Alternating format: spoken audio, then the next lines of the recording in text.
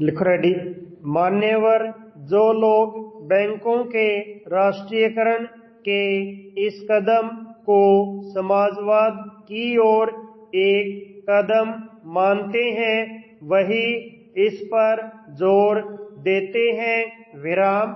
वे लोग जोर नहीं देते जो पूंजीवादी अर्थव्यवस्था को स्वच्छ करने को उत्सुक हैं विराम, परंतु भले ही जिस रूप में वह प्रस्तुत किया गया है और लक्ष्य चाहे कोई भी हो, आमतौर पर यह कदम उस इच्छा का प्रतीक है जो एकाधिकार को आर्थिक एवं सामाजिक प्रभाव के विरुद्ध लड़ना चाहते हैं विराम। यहाँ तथ्य क्या है? प्रश्नवाचक। निसंदेह चंद एक बैंक देश की अधिकांश निजी पूंजी के अधिकार में है। इनकी कुल जमा पूंजी के अनुपात में अदा किया गया मूलधन तथा रिजर्व बहुत ही कम है विराम।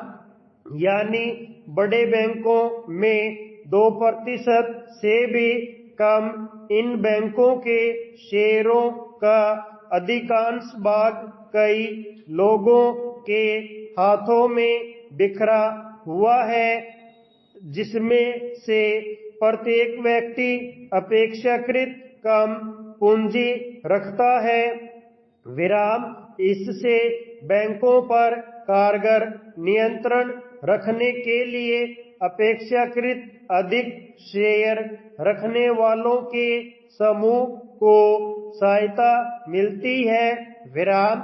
यह देखा गया है कि जिनका नियंत्रण बैंकों पर है, उन्हीं का संबंध उद्योगों तथा व्यवसाय से होता है विराम। कुछ एक तो इस तरह बड़े व्यावसायिक घराने बन बैठते हैं विराम। ये घराने फिर बैंकों से बड़े बड़े ऋण ले लेते हैं जो आर्थिक तथा सामाजिक दृष्टि से हितकर नहीं होता विराम। जाहिर है कि इस तरह के ऋण कम शेयर मालिकों के व्यापक हितों के विरुद्ध जाता है विराम। राष्ट्रीयकरण इस त्रुटि को दूर करने का प्रयास करता है विराम। स्टैंजा। ये तथ्य ही ऐसे हैं कि जिन्हें चुनौती नहीं दी जा सकती विराम।